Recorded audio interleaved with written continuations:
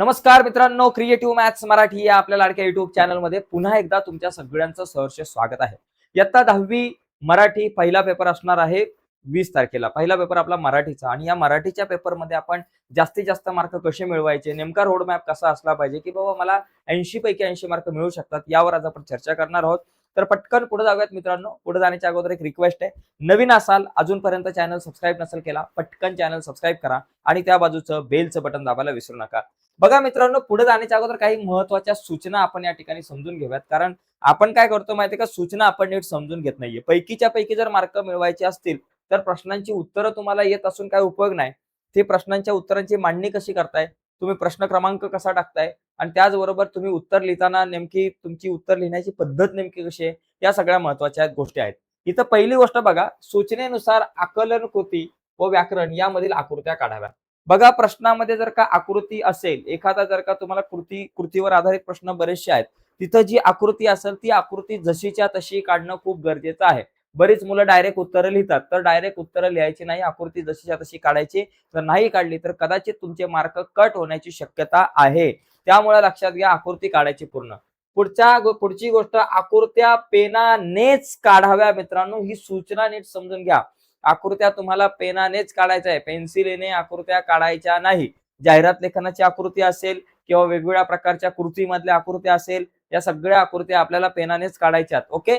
पुढचा मुद्दा आहे, उपयोजित लेखनातील कृतींसाठी सूचना निवेदन आकृतींची आवश्यकता नाही, तसेच या कृती लिहून घेऊ नये. बघा, पुस्तकामध्ये जो उपयोजित लेखनाचा जो प्रश्न असतो, ज्याच्यामध्ये तुम्हाला पत्रलेखन आहे, पत्रलेखनासाठी जाहिरात दिली जाते, त्या जाहिरातीवर आधारित तुम्हाला प्रश्न असतात, तर तशा प्रकारे तिथं आकृती काढणं गरजेचं नाही. हा फक्त जाहिरात लेखनामध्येच आकृत्या काढायच्या, बाकी इतर ठिकाणी आकृत्या काढायची आवश्यकता नाहीये. बघा, विभाग 5 मध्ये उपयोजित लेखन प्रश्न क्रमांक 5(2) मधील सारांश लेखन या घटकासाठी गद्य विभागातील प्रश्न क्रमांक पहिल्यातला ई अपठित उतारा वाचून त्या उतार्यांचा सारांश लिहायचा आहे. म्हणजे सारांश लेखनामध्ये तुम्हाला अपठित उतारा असतो हे माहितीये. प्रश्न क्रमांक पहिल्यातल्या ई मध्ये जो उतारा आहे तोच उतारा तुम्हाला सारांश लेखनासाठी असतो. यानंतर स्वच्छता, नेटकेपणा व लेखन नियमानुसार लेखन याकडे जाणीवपूर्वक लक्ष द्यायचंय. उत्तर लिहित असताना तुमचं लेखन नियमानुसार लेखन म्हणजे तुमचं शुद्ध लेखन खूप महत्वाचं आहे. काना, मात्रा, उकार या सगळ्या गोष्टी खूप महत्वाच्या आहेत, अन्यथा मार्क जाऊ शकतात. हे मार्क जास्तीत जास्त कुठे जाऊ शकतात, हे मार्क स्वमत सारख्या प्रश्नामध्ये किंवा तुमचं जे काही स्थूल वाचनचे प्रश्न असतात तिथे तुम्हाला मार्क जाऊ शकतात. त्याचबरोबर तुमचं लेखन विभागामध्ये पत्रलेखन असेल, इतर ठिकाणी सुद्धा तुमचे मार्क जाऊ शकतात. त्यामुळे या सगळ्या गोष्टी आपण नीट समजून घेतल्या पाहिजेत. पुढे बघा, पुढचा आता आपण प्रत्यक्षात प्रश्न समजून घेऊयात. विभाग 1 पासून आपण सुरुवात करूयात. बघा, लक्षात घ्या, पहिला जो विभाग आहे, पहिल्या विभागामध्ये आपल्याला प्रश्न पहिला आहे. बघा, प्रश्न क्रमांक पहिल्यामध्ये आ आणि ई असे 3 प्रश्न असतात. तर या 3 प्रश्नांमध्ये 3 उतारे असतात. तर या 3 उतार्यांमधला पहिला उतारा जो आहे तो तुमचा 7 मार्काला, दुसरा उतारा 7 मार्काला आणि तिसरा उतारा 4 मार्काला. असे एकूण 7 दुने 14 आणि 4 तुमच्याकडे 18 मार्क आहे. म्हणजे प्रश्न क्रमांक पहिल्यामध्ये 18 मार्क आहे. आता इथं समजा एखाद्या मुलाला 18 पैकी 18 मिळवायचे, तुमचं टार्गेट जर का 80 पैकी 80 असेल तर इथं 18 पैकी 18 मिळवणं गरजेचं आहे. तर हे 18 पैकी 18 कसे मिळवायचे, तर तुम्हाला सांगतो. उतारा जो आपल्याकडे अ आहे, असेल किंवा आ असेल, तर या उतार्यामध्ये कसे प्रश्न विचारले जातात हे समजून घ्या. कुठे मार्क तुमचे जाऊ शकतात आणि कुठे तुम्हाला आउट ऑफ मार्क मिळवण्याची संधी आहे ते लक्षात घ्या. याच्यामध्ये 3 कृती असतात. पहिली क्रमांक कृती 1 पहिला प्रश्न, त्याच्यानंतर दुसरी कृती क्रमांक 2 दुसरा प्रश्न आणि तिसरी जी आहे कृती क्रमांक 3 तिसरा प्रश्न. असे 3 प्रश्न असतात उतारा अ मध्ये आणि उतारा आ मध्ये. आता या 3 प्रश्नांमध्ये बघा, पहिला जो प्रश्न आहे तो 2 मार्काला, दुसरा प्रश्न 2 मार्काला आणि तिसरा प्रश्न 3 मार्काला. तर हे 2 आणि 2 4 मार्क आहे ना मित्रांनो, हे हातातले आहेत. इथं 4 पैकी 4 मार्क मिळू शकतात. तुम्हाला कृती 1 आणि कृती 2 या 2 प्रश्नांमध्ये जर तुम्ही विचार केला तर इथं आकृत्यांवर आधारित प्रश्न म्हणजे तुम्हाला कृतीवर आधारित प्रश्न असतात, जिथे तुम्हाला काही चौकटी दिल्या असतील, एका शब्दात उत्तर लिहा, एका वाक्यात उत्तर लिहा, जोड्या जुळवा, अशा प्रकारचे खूप सोपे सोपे प्रश्न असतात. त्याच्यामुळे प्रत्येक विद्यार्थ्याला, कुठलाही असू दे विद्यार्थी, इथे 4 पैकी 4 मार्क मिळू शकतात. म्हणजे उतार्या अ मधले 4 मार्क अधिक उतार्या आ मधले 4 मार्क, एकूण 8 मार्क तर तुमच्या हातातले आहेत. म्हणजे अ आ मिळून 14 मार्क आहेत. हे 14 पैकी 8 मार्क हातातले आहेत. आता उरले कुठले मार्क, स्वमतचे. स्वमतचा जर तुम्ही विचार केला तर कृती 3 तिसरी जी कृती आहे, तिसरा प्रश्न दोन्ही उतार्यांमध्ये, अ मधल्या उतार्यामधले आणि आ मधल्या, कारण दोन्ही उतारे पाठ्यपुस्तकातलेच असतात. याच्यामध्ये सोमत असतं, म्हणजे पहिल्या उतारातले 3 मार्क अधिक दुसऱ्या उतारातले 3 मार्क, इथं 6 मार्क. आता इथं 6 पैकी 6 कसे मिळवायचे, हा एक मोठा महत्वाचा प्रश्न आहे. इथं 6 पैकी 6 मार्क मिळवण्यासाठी तुम्हाला काय करणं गरजेचं आहे, की प्रत्येक प्रकरण तुम्हाला नीट, धडा जो आहे तो नीट तुम्हाला समजून घेतला पाहिजे तुम्ही. प्रत्येक धड्यामधून मांडला गेलेला विचार, प्रत्येक धड्यावरचे 3-4 सोमतचे प्रश्न जे आहेत ते तुम्ही नीट वाचून जा, नीट पाठ करून जा, कारण त्याचा आधार घेऊन तुम्ही सोमत लिहू शकताय. इथं तुम्हाला तुमचं मत लिहायचंय, तुमच्या भाषेमध्ये इथं उत्तर लिहिणं गरजेचं आहे. त्यासाठी तो उतारा तुम्हाला नीट समजला पाहिजे. उतारा नीट समजून घेऊन तुम्हाला तुमच्या भाषेमध्ये उत्तर लिहायचं, निदान 5-6 ओळीमध्ये तरी तुम्हाला ते उत्तर लिहिता आलं पाहिजे. साधारणतः 2 पॅराग्राफमध्ये लिहा, म्हणजे तुम्हाला 3 पैकी 3 मार्क मिळू शकतात. ओके, तर तुम्हाला धोका कुठे आहे, फक्त या तिसऱ्या प्रश्नाकडे तुम्हाला जास्त लक्ष देणं गरजेचं आहे. दोन्हीमध्ये प्रश्न क्रमांक पहिल्यातला अ आणि पहिल्यातला आ, दोघांमधलं जे सोमतची कृती आहे ती खूप इम्पॉर्टंट आहे. ओके, आता राहिला ई. ई जर विचार केला ना, तर ई प्रश्न खूप सोपा आहे. ई पुस्तकाच्या बाहेरचा प्रश्न असतो, पुस्तकाच्या पाठ्यपुस्तकाच्या बाहेरचा उतारा असतो. त्याच्यामध्ये 1 आणि 2 प्रश्न असतात आणि हे दोन्ही प्रश्न अतिशय सोपे असतात. जसे प्रश्न अ आणि आ उतार्यामध्ये पहिल्या आणि दुसऱ्या प्रश्नावर विचारले जातात, तसे इथं विचारले जातात. इथे तुम्हाला 4 पैकी 4 मार्क आरामात मिळू शकतात. म्हणजे याच्यामध्ये बघा, तुम्हाला आता नीट तुम्ही जर समजून घेतल्या सगळ्या गोष्टी, तर त्याच्यानुसार हातातले मार्क कुठले ते बघू. प्रश्न क्रमांक पहिल्यामध्ये बघा, प्रश्न क्रमांक पहिला जो आहे त्याच्यामध्ये अ आहे, आ आहे आणि ई आहे. 3 मिळून 18 आहे. अ मध्ये 4 मार्क हातातले, आ मध्ये 4 मार्क हातातले, ई मध्ये 4 मार्क हातातले. 12 मार्क 18 पैकी तुमच्या हातातले आहेत. फक्त 6 मार्क जे सोमतचे, तिथे तुम्हाला एफर्ट्स घ्यावे लागतील. ठीक आहे. आता प्रत्यक्षात आपण एक उतारा जो आहे तो समजून घेऊयात. आपल्याला उत्तर कसं लिहायचंय. पहिली गोष्ट, चौकटी पूर्ण करा. आता सगळ्यात महत्वाची गोष्ट, ज्याला पैकीच्या पैकी मार्क मिळवायचे असतील, अशा आपल्या विद्यार्थ्यांनी सगळे प्रश्न सोडवणं गरजेचं आहे. बरोबर?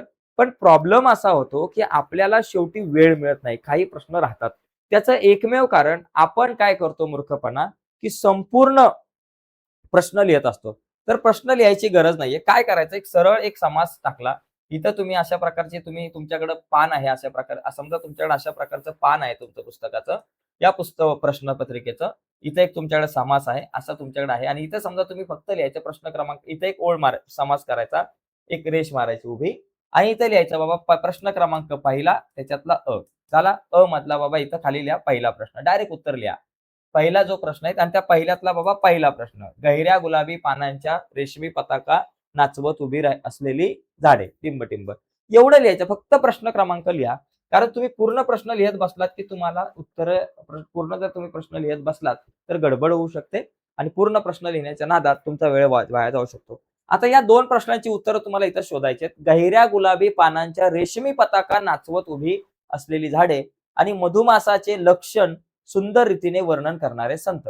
आता बघा, या ठिकाणी लक्षात घ्या, फाल्गुन, चैत्र आणि वैशाख हे 3 महिने वसंताच्या पुष्पमुद्रेचे चिन्ह लिहिलेले असे महिने आहेत. एक दुसऱ्यात मिसळला आहे, पण चैत्र हा खरा वसंत आत्मा, चैत्र जो आहे तो खरा वसंत आत्मा आहे, वसंत आत्मा आहे, मधुमास आहे. या राजाचे किंवा मधुमासाचे लक्षण ज्ञानेश्वरांनी सुंदर रीतीने वर्णन केलेले आहे. कशाचे बाबा? मधुमासाचे. म्हणजे मधुमासाचं जे लक्षण आहे ते कोणी बाबा? ज्ञानेश्वर महाराजांनी, ज्ञानेश्वर संत ज्ञानेश्वर यांनी वर्णन केलेलं आहे. म्हणजे इथं तुमच्याकडे या पहिल्या प्रश्नाचं जे उत्तर आहे, इथं इथं काय उत्तर आहे? संत ज्ञानेश्वर. म्हणजे इथे तुम्हाला उत्तर मिळालं पटकन लिहिलं बाबा, इथे संत ज्ञानेश्वर तुम्ही लिहू शकता. संत ज्ञानेश्वर, ज्ञानेश्वर.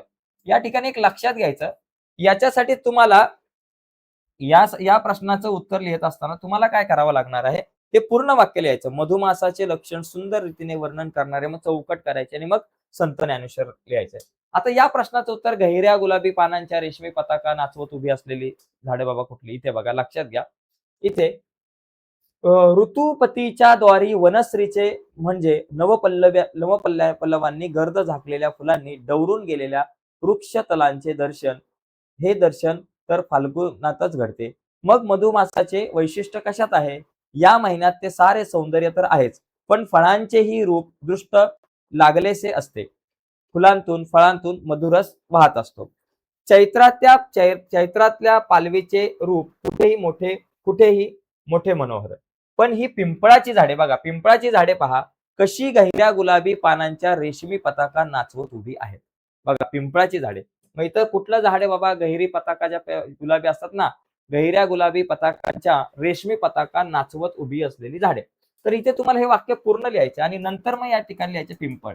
ओके, पिंपळ. तर अशा प्रकारे मित्रांनो आपल्याला ही उत्तरं लिहिता येऊ शकतात. म्हणजे इथं तुम्ही बघा ना, हा प्रश्न खूप सोपा आहे. इथे 1 मार्क, इथे 1 मार्क. हे हातातले मार्क आहेत. मी तुम्हाला म्हणालो, की इथे तुम्हाला 2 मार्क पहिल्या प्रश्नात मिळतील आणि दुसऱ्या प्रश्नातले पण 2 मार्क सोपे आहेत बघा. अ मधला दुसरा प्रश्न बघा काय आहे? वसंताच्या पुष्पमुद्रेचे चिन्ह लिहिलेले महिने. कुठले महिने बाबा इथे दिले? फाल्गुन, चैत्र, वैशाख. आता इथे चैत्र लिहिलंय म्हणजे फक्त फाल्गुन आणि वैशाख तुम्हाला इथे लिहायचं आहे. फाल्गुन आणि वैशाख. मित्रांनो, ही आकृती जशीच्या तशी पेनाने काढायची. जशीच्या तशी काढायचे आणि मग इथं लिहायचं बाबा. इथं तुमचं फाल्गुन आणि वैशाख ते महिन्यांची नावे बघा. नीट एकदा चेक करू बाबा, गडबड नको. हा, फाल्गुन आणि वैशाख राहिलं, मग ते फाल्गुन आणि वैशाख इथं आपण लिहू. चला पूर्ण जसं आहे तसं लिहायचं. फाल्गुन आणि वैशाख किती सोपं आहे बघा. शक्यतो निळ्या पेनाने लिहायचं. इथे लिहायचं फाल्गुन, फाल्गुन आणि वैशाख. फाल्गुन आणि वैशाख. ओके, वैशाख. तर अशा प्रकारे मित्रांनो आपल्याला इथं 2 मार्क मिळतील. फक्त 2 महिने लिहायला 2 मार्क. काय आहे बाबा याच्यामध्ये? 2 मार्क तुमचे मिळाले, संपला विषय. पहिला आणि दुसरा 2 मार्क आरामात तुम्हाला मिळू शकतात. पुढचा प्रश्न आहे बघा. चैत्रातल्या पिंपळाच्या नवपालवीच्या रूपाचे सौंदर्य तुमच्या शब्दात लिहा. बघा, चैत्राच्या पिंपळाचं. पिंपळाचं झाड हे खूप मोठं असतं. बघा, इथं तुम्ही काय लिहू शकता, की पिंपळाचं महाकाय अशा पिंपळाच्या झाडावरती जेव्हा चैत्राची पल्लवी येते, म्हणजे बघा नवपालवी येते, तेव्हा जणू काही उन्हामध्ये सुद्धा एक हिरवळ पसरल्यासारखं आपल्याला जाणवतं. म्हणजे तुमच्या भाषेमध्ये तुम्ही लिहू शकताय. मग सुरुवातीला तुम्ही बघू शकता, की सुरुवातीला म्हणजे या महिन्यामध्ये पिंपळाची मोठी मोठी पाने जी आहेत, जुनी पाने सगळी गळून पडतात आणि त्या झाडावरती छोटी छोटी पल्लवी, हिरव्या रंगाची छोटी छोटी पल्लवी येत असते.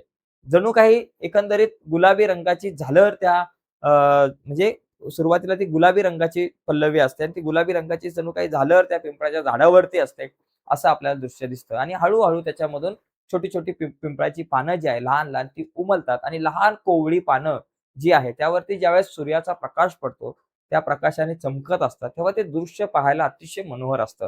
तर अशा पद्धतीनं तुम्हाला इथं तुमचं सोमत लिहायचं आहे. ओके, नीट व्यवस्थित काळजीपूर्वक लिहायचं आहे. इथं आपल्या लेखन कलेचा तुम्हाला कस लागणार आहे. इथे 3 पैकी 3 मिळवणं थोडंसं अवघड जाऊ शकतं, पण प्रयत्न केला तर इथे 3 मार्क मिळू शकतात. सेम अशाच प्रकारे हा पहिल्यातला हा जो उतारा आहे तो तुम्ही उतारा समजून घेऊ शकता. तुम्हाला समजलंय उताराचे प्रश्नाची उत्तरं कशी लिहायची. जसं की इथं इथं बघा, हा उतारा जर आपण समजून घेतला तर याच्यामध्ये मला काय दिलंय, की आकृती पूर्ण करायची. महर्षी धोंडो केशव कर्वे यांना करावयाची असलेली 2 कार्य. पूर्ण आकृती जशी आहे तशी पेनाने काढायची. जटिल कार्य, अटीतटीचे कार्य. आता इथे बघा, इथे तुम्हाला दिलेलं आहे. या ठिकाणी दिलंय, की बाबा स्त्री ही बघा, त्यांचे स्वप्न होते. त्यात त्यांना 2 कार्य करायची होती. एका टोक्यावर स्त्री साक्षर करणे हे जटिल कार्य. जटिल कार्य कुठलं? स्त्री साक्षर करणे. मग तुम्ही तिथं जटिल कार्यामध्ये स्त्री साक्षर करणे लिहू शकताय. आणि दुसऱ्या टोकावरती काय बाबा? तिला पुरुषांच्या बरोबरीने स्पर्धेत उतरवणे. पुरुषांच्या बरोबरीने स्पर्धेत उतरवणे. झालं. एकदम सोपा प्रश्न आहे. आता ही प्रश्नपत्रिका ऑलरेडी मी आपल्या वेबसाईटवरती अपलोड केलेली आहे. त्याची लिंक या व्हिडिओच्या खाली डिस्क्रिप्शनमध्ये आहे. त्या लिंकवर क्लिक करून तुम्ही मराठी सोबत इतर सगळ्या विषयांच्या प्रश्नपत्रिका डाउनलोड करू शकताय. ओके. पुढे बघा, महर्षी कर्वे यांचे जन्मगाव. आता हे बघा, रत्नागिरी जिल्ह्यातील खेड तालुक्यातील शेरावले. माहिती याचं रत्नागिरी जिल्ह्यातील खेड तालुक्यातील शेरावले किंवा नुसतं शेरावले लिहिलं तरी चालेल. वाङ्मयाची जननी कोण बाबा? या ठिकाणी इथं बघा तुम्हाला या प्रश्नाचं उत्तर मिळेल, की बाबा वाङ्मयाची जननी. या ठिकाणी जपानच्या वरती बघा, या ठिकाणी वाङ्मयाची जननी बघा. हा, भारताची अर्धांग्य जे स्त्रिया त्याच अडपण राहिल्या तर देश अर्धांगवायू झालेल्या व्यक्तीसारखा होईल. एका बाजूला देशाला आपण भारत माता म्हणतो, सरस्वतीला आपण वाङ्मयाची जननी म्हणतो. सरस्वती, वाङ्मयाची जननी कोण? सरस्वती. तर अशा प्रकारे तुम्ही उत्तर लिहू शकताय. पहिल्या 2 प्रश्नात आउट ऑफ मार्क मिळू शकतात. आता इथे आपण सोमतचा जर विचार केला तर स्त्रियांनी शिकणे अत्यंत गरजेचे आहे या विधानामागील महर्षी कर्वे यांचा दृष्टिकोन. आता इथं तुमचा दृष्टिकोन नाही लिहायचा, तुमच्या मताने लिहायचा आहे, पण महर्षी कर्वे यांचा दृष्टिकोन लिहायचा. त्यांना काय वाटतं बघा, या ठिकाणी इथं लक्षात घ्या. महर्षी कर्वे यांचं मत आहे, की स्त्रिया जे आहे ते भारताचा अर्धांग आहे. इथे लिहिले अर्धांग आहे. आणि जर स्त्रिया जर शिकल्या नाही तर संपूर्ण अर्धा भारत जो आहे तो अशिक्षित राहील. जणू अर्धांग झालेल्या एखाद्या व्यक्तीसारखी अवस्था आपल्या देशाची होऊ शकते. ओके. आणि पुढे काय प्रश्न आहे बाबा, अत्यंत गरजेची काय आहे. मग या ठिकाणी मग का गरजेचं आहे ते तुम्हाला या ठिकाणी लिहिणं गरजेचं आहे, की बाबा कारण याच्यामध्येच आहे, की बाबा त्या अर्धांग झालेल्या व्यक्तीसारखी होईल. म्हणजे भारतामध्ये जर आपण बघितलं तर भारतामध्ये भारताची जी मोठी लोकसंख्या आहे त्याच्यामध्ये अ, म्हणजे स्त्रियांचं शिक्षण का महत्वाचं आहे, तर जर स्त्रिया शिकल्या नाही म्हणजे अर्ध्या स्त्रिया जर शिकल्या नाही, म्हणजे भारताच्या लोकसंख्येमध्ये अर्धा भाग हा स्त्रियांचा आहे आणि जर स्त्रिया शिकला नाही तर संपूर्णपणे अर्धा भारत जो आहे तो अशिक्षित राहील आणि भारताचा विकास होणार नाही, पूर्णपणे विकास होणार नाही, देशाचा संपूर्ण विकास होणार नाही आणि तो संपूर्ण विकास होण्यासाठी स्त्रियांनी शिकणं हे गरजेचं आहे. ओके, तर असं तुम्ही या ठिकाणी लिहू शकता. आणि का शिकवायचं हा ठीक आहे, पुढे जाऊयात आपण. बघा, आता इथे एक प्रश्न आहे, अपठित उतारा. ई जो आहे तो अपठित उतारा असतो. आ पुस्तकातला उतारा आणि ई जो आहे तो अपठित उतारा आहे. आता अपठित उतारा जर आपण पाहिला तर तो उतारा वाचून आपण बघा चुकी बरोबर किती सोपे प्रश्न असतात. उतारा वाचून त्याच्यातलीच उत्तरं लिहायची तिथं. बघा हा उतारा आपण वाचू आणि मग आपल्याला व्यवस्थित सगळ्या गोष्टी समजेल आणि इथं विधाने पूर्ण करा. बघा, जे केलेच पाहिजे ते करावयाचे राहून जाते. जे केलेच पाहिजे ते करावयाचे राहून जाते. जे नाही केले तरी चालेल, ते न चुकता केले जाते. म्हणजे जे काही करायची गरजच नाही, जे बाबा नाही केलं तरी चालतंय, ते न चुकता केलं जातं. हे सर्वांच्या बाबतीत कधी ना कधी घडून येतं. बऱ्याचदा असं होतं जे करायचं असतं ते आपण नाही करत आणि नको त्या गोष्टी आपण करून रिकामं होतं. हे तुमच्या आमच्या सगळ्यांच्या बाबतीत होत राहतं. ओके. काही गोष्टी स्वभावानुसार, गरजेनुसार केल्या जातात. काही गोष्टी स्वभावानुसार आणि गरजेनुसार केल्या जातात. लहान तहान लागली की आपण पाणी पितो, भुकेच्या वेळी खातो, थकवा आला की बसतो, पडतो किंवा झोपतो. पण शरीरश्रम किंवा व्यायाम मुद्दाम कधीच करत नाही. बघा, शरीरश्रम, व्यायाम मुद्दाम करत नाही कधीच. लहानपणी धावणे, पळणे, खेळणे खूप होते. मोठेपणी यातले मागे काहीच उरत नाही. नुसतंच बसणे. स्त्रियांना तर त्यांच्या दिनचर्येची चाकोरी सोडून बाजूला सरकता येत नाही. हाल अधिक पण हालचाल कमी अशी त्यांची स्थिती. आपल्या जीवनातील अनेक दुःखे केवळ शारीरिक हालचालींच्या आणि विशेषतः सर्वांगीण व शिस्तबद्ध व्यायामाच्या अभावातून निर्माण होतात. म्हणजे बरीचशी दुःखे जी आहे ना, ती शारीरिक हालचाली आणि सर्वांगीण व शिस्तबद्ध व्यायामाच्या अभावातून निर्माण होतात. हे एक साधे आणि सरळ जीवनसत्व माणसांना उमगत नाही. बघा, पहिला प्रश्न आहे, तहान लागली की आपण सरबत पितो. सरबत पितो का नाही? पाणी पितो, सरबत नाही पित. मग हे चूक आहे. काही गोष्टी स्वभावानुसार, गरजेनुसार केल्या जातात. बरोबर आहे. इथं दिलंय बघा. गरजेनुसार आणि स्वभावानुसार केले जातात. हे विधान बरोबर आहे. व्यायामाच्या अभावातून दुःख निर्माण होते. बरोबर आहे. त्याच्यानंतर थकवा आला की आपण काम करतो. नाही, चूक आहे. हे आराम करतो थकवा आल्यावर. झालं? पुढे बघा. ते न चुकता केले जाते. ते काय बाबा? न चुकता काय केलं जातं बाबा? जे नाही केले तरी चालेल. ते न चुकता केले जाते. पुढे आपण जेव्हा झोपतो तेव्हा आपल्याला काय होतं बाबा? झोपतो तेव्हा आपल्याला आराम मिळतो. आपण जेव्हा झोपतो तेव्हा आपल्याला हे दिले का? झोपतो तेव्हा हां. आपण पडतो, झोपतो. बघा, केव्हा झोपतो? जेव्हा आपल्याला थकवा येतो. जेव्हा आपल्याला थकवा येतो तेव्हा आपण काय करतो? झोपतो. बस. एकदम सोपं. म्हणजे हा जो पाठ्यपुस्तकाच्या बाहेरचा उतारा आहे ना, तो तुम्ही नीट वाचून जर प्रश्नांची उत्तरं व्यवस्थित लिहिली, तर इथे तुम्हाला 4 पैकी 4 मार्क मिळायला संधी आहे. याच्यानंतर पुढचा प्रश्न बघा. या ठिकाणी कवितेच्या आधारे सूचनानुसार कृती. बघा, आश्वासक चित्र ही कविता आहे. आता ही कविता मी काय समजून सांगत नाही, की बाबा मुलीचा आत्मविश्वास व्यक्त करणाऱ्या कवितेच्या ओळी. मग आता कवितेच्या ओळी कुठल्या आहेत? पहिली गोष्ट, मी पाल्याची भाजी करू शकते आणि मी चेंडू वर उडून झेलू सुद्धा शकते. अशा या 2 ओळी तुम्ही या ठिकाणी इथे लिहू शकता या कवितेतल्या. बरोबर? कारण तिथे तिचा आत्मविश्वास आपल्याला दिसतोय. पुढचा मुद्दा आहे बघा, की प्रश्न बघा, हे पण सोपे आहेत. पहिले 2 प्रश्न सोपे असतात. तिसऱ्या, चौथ्या प्रश्नासाठी थोडं डोकं लावावं लागतं. इथे एकूण 8 प्रश्न असतात. लक्षात घ्या. प्रश्न क्रमांक दुसरा जो आहे, त्याच्यातला अ जो आहे, त्या अ मध्ये आपल्याला अ, आ आणि ई असे 3 प्रश्न आपल्याकडे असतात. अ 8 मार्क, आ 4 मार्क आणि ई 4 मार्क. अ चा जर तुम्ही विचार केला तर त्याच्यामध्ये एका कवितेवर 4 प्रश्न विचारले जातात. प्रत्येक प्रश्नाला 2 मार्क. अशा 8 मार्काचे प्रश्न. आ मध्ये जर तुम्ही बघितलं तर आ मध्ये मुद्द्यांच्या आधारे कृती. 2 कविता दिल्या जातील. त्याच्यातल्या एका कवितेमध्ये मुद्द्याच्या आधारे कृती लिहायचे 4 मार्क. आणि ई मध्ये तुम्हाला रसग्रहण करायचं असतं एखाद्या कवितेच्या ओळीचं. ठीक आहे. आता इथं बघा, पुढचा जो प्रश्न काय येतो दुसरा, शब्दसमूहाचा तुम्हाला समजलेला अर्थ. घराचा झरोका म्हणजे तुम्ही खिडकी समजू शकता. भातुकलीचा खेळ म्हणजे लहान मुलांचा भांड्यांचा खेळ किंवा भांडीकुंडीचा खेळ आपण असं म्हणू शकतो. ठीक आहे. तिसरा प्रश्न, खालील काव्य पंक्तींचा सरळ अर्थ लिहायचा आहे. ती मांडीवर घेते बाहुलीला, एका हातानं थोपटत चढवते आदान भाताचं. बघा, म्हणजे कवयित्री जेव्हा खिडकीच्या झरोख्यातून पाहते तेव्हा तिला असं दिसतं की एक लहान मुलगी जी आहे तिने आपल्या बाहुलीला मांडीवर घेतलेलं आहे आणि मांडीवरती आपल्या बाहुलीला घेऊन ती त्या बाहुलीला थोपटत आहे आणि दुसऱ्याच बाजूला चुलीवरती तिने भाताचं आधान केलेलं आहे. चुलीवरती ती भात शिजवत आहे. संपला विषय. असं एकदम सरळ अर्थ जो तुम्हाला दिसतोय तो या ठिकाणी लिहायचा आणि पुढचा मुद्दा जो आहे, पुढचा प्रश्न इथं काव्य सौंदर्य याच्यामध्ये विचार सौंदर्य आहे. माझ्या घराच्या झरोक्यातून दिसत आहे एक आश्वासक चित्र उद्याच्या जगाचं. म्हणजे कवयित्री जेव्हा खिडकीच्या झरोक्यातून बघते तेव्हा तिला दिसतंय एक लहान मुलगा, एक मुलगी खेळते आणि त्याच्यामधून तिला दुसरं म्हणजे उद्याच्या भविष्यातला भारत तिला दिसतोय. इथे तुम्हाला हे विचार व्यक्त करायचे. ठीक आहे. इथं 2 मार्क, इथं 2 मार्क. हे 2 मार्क मिळवण्यासाठी तुम्हाला विशेष लक्ष द्यावं लागणार आहे, काळजी घ्यावी लागणार आहे. पहिले 2 प्रश्न सोपे असतात. या 2 प्रश्नांमध्ये थोडीशी काळजी घ्या मित्रांनो. ओके. पुढचा जो प्रश्न आहे मुद्द्यांच्या आधारे कृती मित्रांनो इथं लक्षात घ्या. या प्रश्नाचं उत्तर जर तुम्हाला लिहायचं असेल तर मी आधीच सांगतो. प्रत्येक कवितेचं नाव, त्या कवितेचं नाव नाव तुम्हाला माहिती पाहिजे. त्याचबरोबर त्या कवितेचे कवी कोण आहेत, कवयित्री कोण आहे, त्या कवितेमधून मिळालेला संदेश आणि त्याचबरोबर त्या कवितेतले काही महत्त्वाचे शब्द, अवघड शब्द, त्यांचे अर्थ आणि त्याचबरोबर ती कविता आवडण्याचे न आवडण्याची कारणे हे सगळे मुद्दे तुम्ही प्रत्येक इम्पॉर्टंट मुद्दे आहेत ते माहिती करून घेतले पाहिजे. बघा आता उत्तम लक्षण किंवा आकाशी झेपगेरे ही कविता. आता उत्तम लक्षण कविता बाबा कोण बाबा त्यांचे लेखक आहेत, कवी आहेत संत रामदास आणि आकाशी झेपगेरे कोण आहे जगदीश खेबुडकर. ओके. मग तुम्हाला फक्त एकदा लेखकाचं नाव जरी तुम्ही कवीचं नाव जरी लिहिलं तरी तुम्हाला 1 मार्क मिळेल. कवितेचा विषय काय बाबा उत्तम माणसाची लक्षणे आहे आणि इथं पारतंत्र्यामधून स्वातंत्र्याकडे जाण्याचा मार्ग त्यांनी इथे सांगितलेला आहे. जे काय असेल ते तुम्हाला इथे लिहायचे. तुम्हाला कविता का आवडली, आवडण्याची व न आवडण्याची कारणे तुम्हाला लिहायचे, बाकी काहीच नाही लिहायचं. इथे मार्क मिळू शकतात. हा 1 मार्क, हा 1 मार्क, 2 मार्क तर आले. इथं जरा कस लावावा लागणार तुमच्या लेखनाचा. इथे जरा थोडंसं प्रयत्न करायचा चांगलं लिहिण्याचं. ओके. पुढे बघा. पुढचा प्रश्न आहे. इथे तुम्हाला रसग्रहण, तू झालास परिस्थितीवरती स्वार आणि घडवलास नवा इतिहास, तू झालास मूक समाजाचा नायक आणि जागा केलास बहिष्कृत भारत. तर इथे लक्षात घ्या रसग्रहण ही जी करायचं आहे. इथे तुम्हाला 3 मुद्द्यांमध्ये रसग्रहण करायचं माहिती आहे.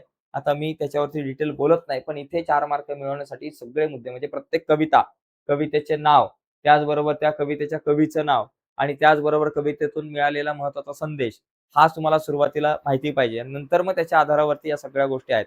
तुम्ही लिहू शकता रसग्रहण चांगल्या प्रकारे. ठीक आहे. आता एक या ठिकाणी तुम्हाला समजून घेणं गरजेचं आहे. कवितेवरचे जे प्रश्न आहेत तसं पाहायला गेलं तर हे प्रश्न सोपे असतात, आपल्या हातातले असतात. याच्यामध्ये तुम्हाला चांगले मार्क मिळू शकतात. ठीक आहे. एकंदरीत 16 मार्काचा हा प्रश्न आहे.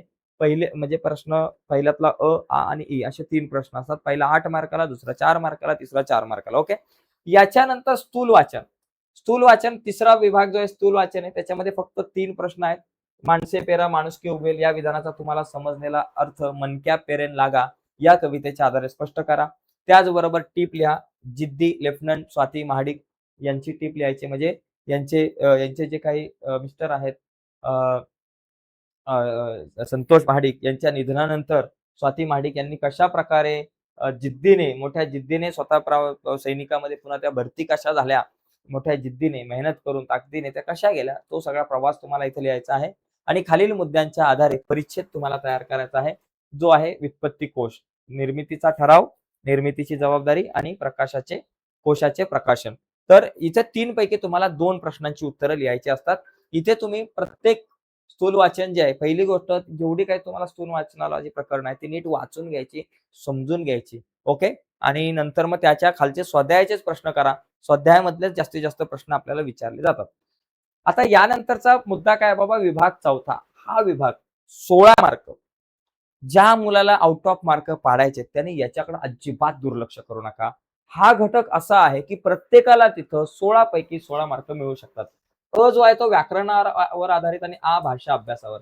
हे 8 मार्क, हे 8 मार्क 16 पैकी 16 मार्क प्रत्येक विद्यार्थ्याला पडू शकतात. त्याच्यातला बघा पहिला प्रश्न काय असतो, पहिला जो आहे व्याकरण घटकावर आधारित कृती. चौथ्यातला अ आणि अ मधला पहिला प्रश्न व्याकरणावर आधारित कृती. याच्यामध्ये पहिला प्रश्न नेहमी समासाचाच असतो आणि तो जोड्या लावाचा शक्यतो असण्याची शक्यता असू शकते किंवा समास ओळखा. आता इथे बघा सामासिक शब्द समासाचे नाव. आई वडील, आई आणि वडील, आई आणि वडील आणि ज्यावेळेस येतो त्यावेळेस तो कुठला होतो समाहार दोदो होतो. आणि असेल तर समाहार दोदो. पंचवटी, आता इकडे पंचवटी म्हणजे 5 वटींचा समूह. पाच पाच आला म्हणजे पंचवटी म्हणजे पाच, म्हणजे पहिले पद ज्यावेळेस तुमचं संख्या विशेषण येतं त्याला आपण द्विगु समास म्हणतो. पहिलं पद जर का संख्या विशेषण असलं, एकदम सोपं आहे, द्विगु समास ओळखणं सगळ्यात सोपं. म्हणजे त्रिकोण, चौकोन, पंचवटी, नवरात्र, चौकार किंवा म्हणजे सुरुवातीचं पहिलं पद जे आहे जर तुमचं संख्या विशेषण दिसलं, संख्या दिसली की समजायचं द्विगु समास. पुढचा महाराष्ट्र, महान असे राष्ट्र. बघा या ठिकाणी कर्मधारय समास, महान महाराष्ट्र, महान असे राष्ट्र, कर्मधारय समास. आणि चहा पाणी वगैरे आपण म्हणतो ना, याला आपण इतरेत्तर द्वंद्व समास म्हणतो. तर इथे 2 मार्क कोणालाही मिळू शकतात. समास नीट समजून घ्या. 3च समास तुमच्याकडे असतात, कर्मधारय, द्वंद्व समास आणि द्विगु समास. 3च समास तुम्हाला आहेत. ओके. पुढचा बघा शब्दसिद्धी. शब्दसिद्धीमध्ये प्रत्यय घटित, उपसर्ग घटित, अभ्यस्त शब्द असतात. तर इथे तुम्हाला एक तक्ता पूर्ण करायला लागतो, तक्ताच असतो बऱ्याचदा. तर याच्यामध्ये प्रत्यय घटित, भर धाव, धावच्या अगोदर भर लागलाय म्हणजे हा कुठला झाला, उपसर्ग घटित. भर धाव, भर धाव हा उपसर्ग घटित शब्द. लाजाळू, लू हा प्रत्यय लागलाय म्हणजे लाजाळू जो शब्द आहे हा तुमचा प्रत्यय घटित शब्द आहे. गुरुत्व, तो एक प्रत्यय लागलेला आहे म्हणजे तुमचा गुरुत्व जो आहे तो प्रत्यय घटित शब्द आहे. आणि त्याच्यानंतर ना उमेद, उमेदच्या अगोदर ना हा उपसर्ग लागलेला आहे म्हणजे हा उपसर्ग घटित शब्द आहे. उपसर्ग घटित, उपसर्ग घटित शब्द आहे ना उमेद, ना उमेद. तर एकदम सोपा आहे मित्रांनो, हे लक्षात घ्या. प्रत्यय घटित म्हणजे नंतर येणार, नंतर प्रत्यय लागला असेल, जसं घर, दार. ओके. त्या म्हणजे अशा प्रकारे असू शकतं. आणि त्याच्यानंतर उपसर्ग म्हणजे समजा माझ्याकडे विचार आहे, विचारच्या अगोदर सु लागला म्हणजे सुविचार झाला म्हणजे अगोदर तुमचा काय लागला बाबा, उपसर्ग, तो उपसर्ग घटित. किंवा विचारमय, विचार आहे त्याच्या पुढे मय लागला, विचारमय आपण म्हणू शकतो. हा जो शब्द कुठला झाला, तुमचा प्रत्यय घटित शब्द झाला. म्हणजे लक्षात घेणं गरजेचं आहे. आणि त्याचबरोबर तुमचं वटवट, पटपट, चटचट, जवळ जवळ, तर अशा प्रकारे शब्द असतील तर ते तुमचे अभ्यस्त शब्द असतात. तर 3 प्रकारच्या गोष्टी आहेत, उपसर्ग घटित शब्द, प्रत्यय घटित आणि अभ्यस्त घटित शब्द. या 3 गोष्टी तुम्हाला माहिती पाहिजेत. एकदम सोपा मुद्दा आहे मित्रांनो, हे प्रश्न घालवायचे नाही. पहिला दुसरा मिळून तुमचे 4 मार्क झाले. आता तिसरा प्रश्न जो आहे त्याच्यामध्ये फक्त वाक्प्रचार आहे. याच्यापैकी 2, 4 दिले जातील. 4 पैकी कुठलेही 2 वाक्प्रचार आहेत त्यांचा तुम्हाला अर्थ लिहायचा आहे. वाक्प्रचारांचा तुम्हाला अर्थ सांगून त्या वाक्यामध्ये उपयोग करायचा आहे. आता उदाहरणार्थ बघा, पहिले निष्कासित करणे. निष्कासित करणे म्हणजे काढून टाकणे, बडतर्फ करणे आपण असं म्हणू शकतो. आणि याचा वाक्यामध्ये उपयोग करताना मित्रांनो एक काळजी घ्यायची आहे. वाक्यामध्ये उपयोग करताना एक प्रॉब्लेम होतो आपला, बरीचशी मुलं वाक्यात उपयोग करताना काय करतात की, एकच मिनिट सॉरी जरा, हा वाक्यामध्ये उपयोग करताना करताना काय करतो आपण, निष्कासित करणे याचाच करायचा बरं का. आता बघा बाबा भ्रष्टाचाराच्या आरोपात सापडल्यामुळे श्यामला निष्कासित करण्यात आले, म्हणजे अशा प्रकारे आपण इथं म्हणू शकतो. किंवा मुग्ध होणे, मुग्ध होणे म्हणजे पूर्णपणे बुडून जाणे आपण म्हणू शकतो ना, बुडून जाणे वगैरे. मुग्ध होणे म्हणजे म्हणजे सारिकाच्या आवाजामध्ये, सारिकाने गाणं सुरू केल्यावर सगळेजण मुग्ध होऊन जातात, असं आपण लिहू शकतो. पित्त खवळणे म्हणजे खूप राग येणे, खूप राग येणे, अतिशय राग येणे. पित्त खवळणे म्हणजे खूप राग येणे. खूप राग येणे, मग याचं तुम्ही लिहू शकताय. खूप राग येणे अतिशय सोपा आहे.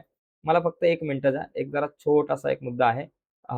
मला जर आवाज, कारण बऱ्याच मुलांना या ठिकाणी व्यवस्थित दिसत नाहीये, तर सगळ्यांना व्यवस्थित दिसेल असं या ठिकाणी आपण करूयात. एकच मिनिट. येस येस, ज्या मुलांना क्लिअर दिसत नसेल काळजी करू नका, तुम्हाला दिसेल क्लिअर. एकच मिनिट फक्त थांबा, सगळ्या गोष्टी आपण परफेक्ट करून टाकूयात. 0 मिनिटं. हा, तर बघा, बरीच मुलं या ठिकाणी व्हिडिओ बघतायत. माझी एक रिक्वेस्ट आहे, तुम्ही जर नवीन असाल ना मित्रांनो आपल्या चॅनलवरती आणि अजूनपर्यंत चॅनल सबस्क्राईब केला नसेल तर प्लीज चॅनल सबस्क्राईब करून त्या बाजूला असलेलं बेलचं बटन दाबायला विसरू नका. ओके. मला फक्त एकदा चेक करायचं होतं की बाबा निष्कासित करणे म्हणजे काढून टाकणे किंवा हाकलून देणे. बरोबर, हाकलून देणे सुद्धा वापरू शकता, काढून टाकणे. पित्त खवळणे, बघा पित्त खवळणे म्हणजे खूप राग येणे असं आपण या ठिकाणी, मग त्याचा तुम्ही हे करू शकता. अचंबित होणे म्हणजे आश्चर्यचकित होणे. बरोबर. कधीही अभ्यास न करणाऱ्या सचिनने गणिताचं उत्तर फळ्यावर सोडवून दिलं, फळ्यावर सोडवून दाखवलं, हे पाहून संपूर्ण वर्ग अचंबित झाला. आश्चर्यचकित झाला असं नाही लिहायचं, अचंबित झाला असं लिहायचं. एवढं लक्षात घ्या. हा, वाक्यात उपयोग करताना वाक्प्रचारांचाच करायचा, त्याच्या अर्थाचा करायचा नाही. अर्थाचा केल्यावर 1 मार्क गेलं समजायचं. ठीक आहे. पुढचा जो प्रश्न आहे याच्यामध्ये भाषिक घटकावर आधारित कृती. हा जो आहे भाषिक घटक जे आहे त्यावर आधारित कृती, अतिशय सोपा प्रश्न असतो. याच्यामध्ये तुम्हाला पहिला जो आहे शब्द समूहासाठी एक शब्द लिहा. इतरांना मार्ग दाखवणारा. कोण दाखवतो बा, मार्गदर्शक किंवा वाटाडे आपण म्हणू शकतो. इतरांना मार्ग दाखवणारा. वर्षातून एकदा मार्गदर्शक दाखवणारा मार्गदर्शक. वर्षातून एकदा प्रकाशित होणारे, वर्षातून एकदा काय प्रकाशित होतं, वार्षिक. दररोज प्रकाशित होणारे दैनिक, दर महिन्याला प्रकाशित होणारे मासिक, दर आठवड्याला प्रकाशित होणारे साप्ताहिक, एवढं लक्षात ठेवायचंय. आता शब्दांचे दोन अर्थाशी आई, आई या शब्दाशी दोन अर्थ बघा. आई म्हणा, आईला जननी तुम्ही म्हणू शकताय. दोन समानार्थी शब्द लिहायचे आहेत. त्याच्यानंतर इथं खालील शब्दांचे वचन ओळखा. आता वचन ओळखा या ठिकाणी एक तुम्हाला लक्षात घ्यायचं मित्रांनो, कधी कधी वचन ओळखा माता सुद्धा येईल, आईचे जननी माता असं तुम्ही या ठिकाणी लिहू शकताय. आणि वचन ओळखाचा जर तुम्ही विचार केला मित्रांनो, कधी कधी इथं वचन बदला येतं.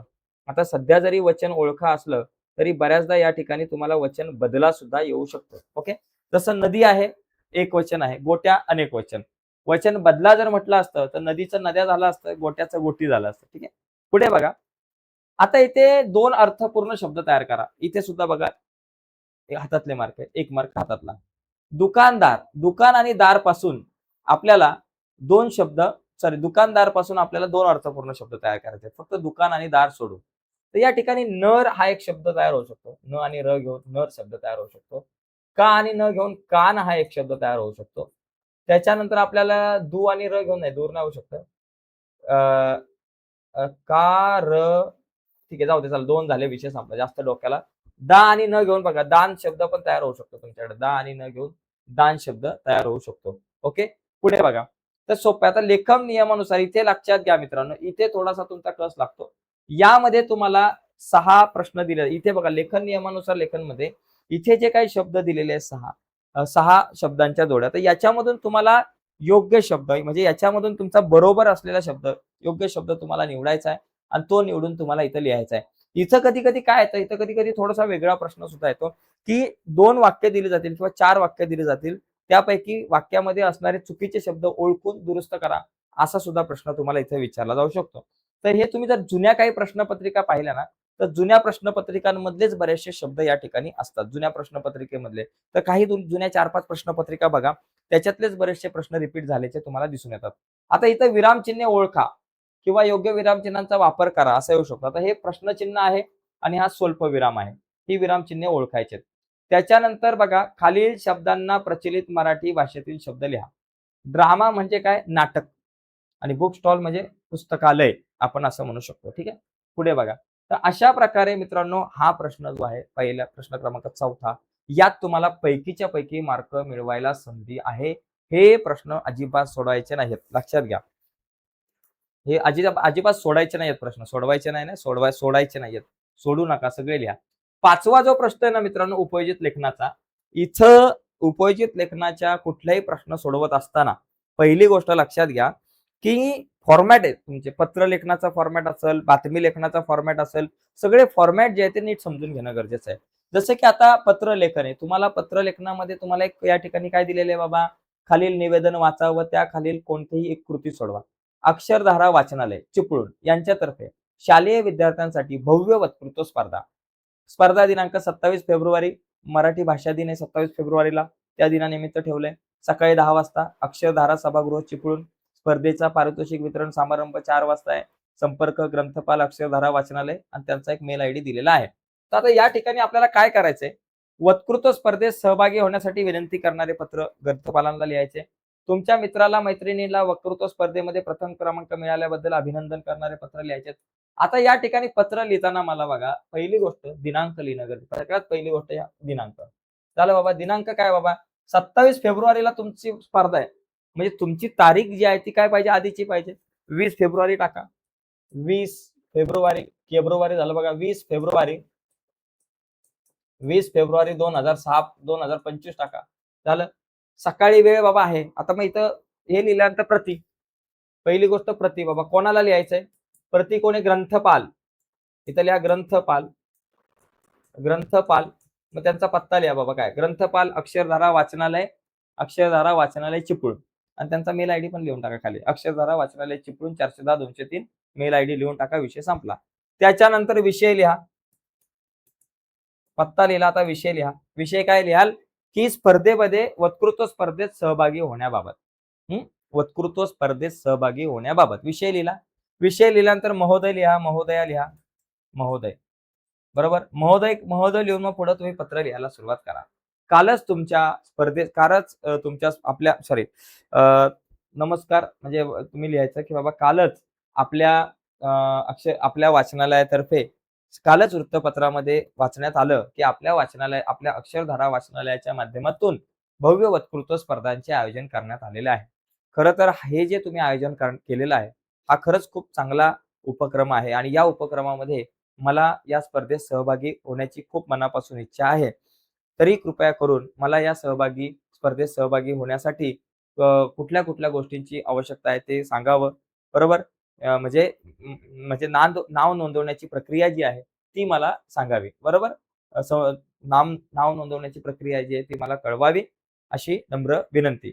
आणि त्याचबरोबर तुम्ही हे लिहू शकता, की त्याचबरोबर या स्पर्धांसाठी असणारे विषयाचं नाव इथं दिलेलं नाहीये. त्याच्यामुळे तुम्ही ते सुद्धा विचारू शकता. तसंच या स्पर्धेसाठी नेमका विषय काय आहे, हे जर मला मिळाले, तर मला त्याची तयारी करता येईल. आणि कळाव्यानंतर मग तुम्ही आपला आपली विश्वासू किंवा आपला विश्वासू XYZ काय असेल ते नाव आणि नंतर मग खाली तुमचा पत्ता तुम्ही पण चिपळूणचेच आहात असंच लिहा, नाहीतर तुमचा पत्ता लिहाल तिकडे अमरावती कुठला तरी लांबचा नका लिहू, जवळचाच लिहा, चिपळूणचाच लिहा आणि मग खाली तुमचा ईमेल आयडी लिहा. तर ही जी काही प्रक्रिया आहे पत्र लिहिण्याची, ती जी काही पत्र लिहिण्याच्या सगळ्या ज्या काही तुमचा फॉर्मॅट आहे मित्रांनो, तो समजून घ्या. फॉर्मॅट मी जो सांगितला त्याचप्रमाणे तुम्ही लिहा. ओके. आता पुढे आपण जाऊयात. पुढचा प्रश्न बघा. यालाच तुम्हाला सारांश लेखन आहे. म्हणजे तुमचा जो पाठ्यपुस्तकाच्या बाहेरचा प्रश्न होता, प्रश्न क्रमांक पहिल्यातला ई, तर तोच उतारा तुम्हाला इथं सारांश लेखनामध्ये लिहायचा आहे. मग तुम्ही सारांश लेखन लिहा किंवा पत्र लेखन लिहा. दोघांपैकी एक काहीतरी लिहा. माझं सजेशन असं आहे, की पत्र लिहा. कारण पत्रामध्ये तुमच्या जे काही फॉर्मॅट आहे त्याला तुम्हाला जास्त मार्क मिळू शकतात. सारांश लेखनामध्ये आपली गडबड होऊ शकते. त्याच्यामुळे पत्र लिहिण्याचा प्रयत्न करा. यानंतर जाहिरात लेखन बघा. कोणत्याही 2 कृती करा. तर इथे जाहिरात लेखन, बातमी लेखन आणि कथा लेखन तिघांपैकी तुम्हाला एक करायचं आहे. जाहिरात लेखनमध्ये बघा योगासन वर्गाची आकर्षक जाहिरात तयार करायची आहे. योगासन वर्गाची आकर्षक जाहिरात तयार करायची आहे. जाहिरात तयार करत असताना शक्यतो पेनाने आकृत्या काढायच्या सगळ्या. आकर्षक योगासनाची जाहिरात करताना छानपैकी एखादं टायटल द्या. सूर्योदय योगासन क्लास असं काही काय असेल योगासन वर्ग बरोबर सूर्योदय योगासन वर्ग म्हणजे अशा प्रकारे तुम्ही इथं ती जाहिरात तुम्ही करा. पण इथे एक वेगळा सुद्धा प्रश्न येतो. जाहिरात लेखन असा प्रश्न येईल किंवा तुम्हाला जाहिरात लेखनच्या जोडीला असाही प्रश्न येऊ शकतो. त्याच्याऐवजी एक जाहिरात ऑलरेडी दिली जाईल आणि त्या जाहिरातीवर आधारित प्रश्न तुम्हाला दिले जातील. जाहिरात लेखन करताना कशाची जाहिरात आहे ते योग्य व्यवस्थित लिहायचं. जसं की इथं योगासन वर्ग किंवा सरस्वती योगासन वर्ग, सचिन योगासन वर्ग काय तर ते लिहून टाका. ओके. आणि नंतर मग खाली त्याची वैशिष्ट्ये वगैरे लिहा. या सगळ्या गोष्टी लिहा. स्थळ आलं पाहिजे, तारीख आली पाहिजे, वेळ आली पाहिजे आणि संपर्क आला पाहिजे. या सगळ्या गोष्टी आवर्जून लिहिणं गरजेचं आहे. त्याच्यानंतर बातमी लेखन. बातमी जनता विद्यालय महाड या विद्यालयात नाविन्यपूर्ण पद्धतीने पर्यावरण दिन साजरा करण्यात आला. पर्यावरण दिन हा जून महिन्यात साजरा केला जातो. त्याच्यामुळे तारीख ती जून महिन्यातली लिहा. ओके. आता हा पर्यावरण दिन साजरा करत असताना नाविन्यपूर्ण पद्धतीने तुम्ही लिहू शकताय. मग तिथं पहिली बातमी लिहिताना त्या बातमीचं ठळक पहिली गोष्ट त्या बातमीचं ठळक टायटल तुम्हाला लिहिता आलं पाहिजे. मथळा आपण म्हणतो ना, जनता विद्यालय महाड येथे पर्यावरण दिन साजरा एक टायटल आलं. त्याच्यानंतर खाली आलं पाहिजे स्थळ आणि बातमीचा स्रोत आणि दिनांक आलं पाहिजे. 5 जून किंवा 7 जून जी काही तारीख असेल ती तारीख टाकायची आणि नंतर मग महाड असं लिहायचं आणि मग पुढे मग लिहायला सुरुवात, की येथे म्हणजे जनता विद्यालय महाड येथे 7 जून रोजी पर्यावरण दिन मोठ्या आनंदामध्ये आणि उत्साहामध्ये साजरा करण्यात आला. या पर्यावरण दिनानिमित्त पर्यावरण प्रेमी म्हणजे शाळेचे माजी विद्यार्थी आणि त्याचबरोबर आजूबाजूच्या परिसरातील पर्यावरण प्रेमी उपस्थित होते.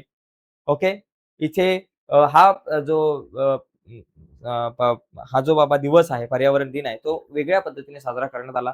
प्रत्येक विद्यार्थ्याने घरून एक झाड आणलं होतं आणि ते रोप आणलं होतं आणि ते रोप आपल्या शाळेच्या आवारामध्ये लावण्यात आलं होतं आणि त्या रोपाला पूर्णपणे वाढवण्याची जबाबदारी त्या प्रत्येक मुलाने घेतली. अशा प्रकारे आगळ्या-वेगळ्या पद्धतीने हा उपक्रम साजरा करण्यात आला आणि त्या प्रत्येक झाडावरती किंवा त्या रोपाच्या जवळ त्या मुलाचं विद्यार्थ्याचं नाव लिहिण्यात आलं होतं. जो काही वेगळ्या पद्धतीने उपक्रम झाला तो लिहायचा व्यवस्थित सगळा आणि मग कथालेखन. या तिघांपैकी 2 तुम्हाला काहीतरी लिहायचं असतं ॲक्चुअली. ओके. कथा एकतर तुम्हाला पूर्ण करा असं म्हटलं जाईल. मुद्द्यांच्या आधारे कथा लिहा असं म्हटलं जाईल किंवा कथेचा शेवट दिला जाईल आणि सुरुवात करा अशा प्रकारचा प्रश्न विचारला जाईल. तिघांपैकी 2 लिहायचे. त्याच्यानंतर हा जो शेवटचा जो प्रश्न आहे ई, याच्यामध्ये तुम्हाला एक कृती करायची निबंध लेखन. त्याच्यामध्ये तुम्हाला प्रसंग लेखन, त्याचबरोबर आपल्याकडे आत्मकथन, नदीचं आत्मकथा किंवा वैचारिक लेखन तिघांपैकी आपल्याला एक लिहिता येऊ शकतं. याच्यामध्ये वैचारिक लेखनावरती एक लक्षात घ्या, कदाचित यावर्षी एआय म्हणजे कृत्रिम बुद्धिमत्तेवरती एखादं जर आलं तर वैचारिक लेखनावरती कृत्रिम बुद्धिमत्ता. कृत्रिम बुद्धिमत्ता. ओके. कृत्रिम बुद्धिमत्ता. कृत्रिम बुद्धिमत्ता म्हणजे एआय. बुद्धिमत्ता. शाप की वरदान असं काहीतरी बाबा येईल. त्यामुळे कृत्रिम बुद्धिमत्ता म्हणजे एआय वर थोडंसं वाचून जा. महत्वाचं आहे. ठीक आहे. तर अशा प्रकारे मित्रांनो आपण मराठीवरती चर्चा केली. आता बघा निबंध लिहिताना पण एक लक्षात घ्या. निबंधाचं ते टायटल आहे ते व्यवस्थित लिहा. सुरुवात व्यवस्थित लिहा. सुरुवात एखाद्या चांगल्या सुविचाराने वगैरे करू शकताय. उदाहरणार्थ तुम्ही इथं सुरुवात अशी करू शकता, जसं की समजा आलं बाबा पृथ्वी बुद्धिमत्ता, तर तिथं तुम्ही सुरुवात करू शकता, की सुरुवात अशी करू शकताय. लाल बहादूर शास्त्री यांनी एक नारा दिला होता, जय जवान जय किसान. त्याच्यानंतर अटल बिहारी वाजपेयी यांनी पुढचा नारा दिला होता, जय जवान जय किसान आणि जय विज्ञान. आणि आताचं जे युग आहे ते विज्ञान युग आहे आणि या विज्ञान युगामध्ये आता सध्या कृत्रिम बुद्धिमत्ता जी आहे हा चर्चेचा विषय आहे. तर नेमकी कृत्रिम बुद्धिमत्ता काय आहे ते समजून घेणं हे प्रत्येक विद्यार्थ्याला, शिक्षकाला आणि सगळ्यांना खूप गरजेचं आहे. खूप वेगवेगळ्या क्षेत्रामध्ये आज कृत्रिम बुद्धिमत्ता म्हणजे एआयचा वापर केला जात आहे. इंग्लिशमध्ये ज्याला आपण आर्टिफिशियल इंटेलिजन्स म्हणतो. मानवाच्या बुद्धिमत्तेला पर्याय म्हणून त्या बुद्धिमत्तेकडे पाहिलं जातं.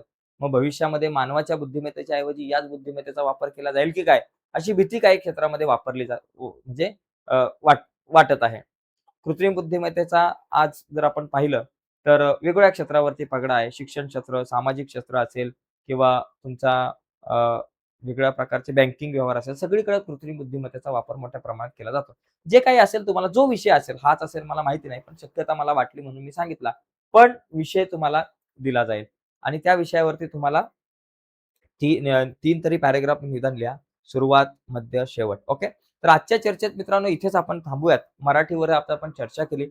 पुढच्या एखाद्या व्हिडिओमध्ये आपण इतर काही विषयांवरती चर्चा करणार आहोत. तर आजची चर्चा इथेच थांबू. पण थांबण्याच्या अगोदर एक महत्त्वाची गोष्ट लक्षात घ्या. जर तुम्हाला मराठीमध्ये चांगले मार्क मिळवायचे असतील, तर मराठीच्या जास्तीत जास्त प्रश्नपत्रिकांचा सराव तुम्ही केला पाहिजे. हे लक्षात घ्या.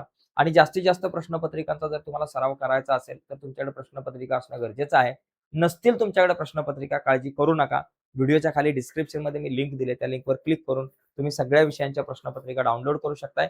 त्याचबरोबर मी व्हिडिओच्या खाली डिस्क्रिप्शनमध्ये नोट्सची पण लिंक दिली. त्या लिंकवर क्लिक करून नोट्सच्या सुद्धा तुम्ही पीडीएफ फाईल डाउनलोड करू शकताय. आणि जर तुम्ही सेमी इंग्लिशला असाल किंवा इंग्लिश मीडियमला असाल, तर काळजी करू नका. तुमच्यासाठी आपण गणिताच्या व्हिडिओ इंग्लिशमधून बनवत असतो. गणिताच्या व्हिडिओ. जर तुम्हाला गणिताच्या व्हिडिओज इंग्लिशमधून बघायचे असतील, या चॅनलवर मराठीतून गणिताचे व्हिडिओ आहेत. पण इंग्लिशमधून बघायचे असतील, तर व्हिडिओच्या खाली डिस्क्रिप्शनमध्ये मी आपल्या सेमी इंग्लिशच्या YouTube चॅनलची लिंक दिली. त्या लिंकवर क्लिक करून सेमी इंग्लिशमधून तुम्ही गणिताच्या व्हिडिओ बघू शकता. तर बाय मित्रांनो. धन्यवाद सर्वांना.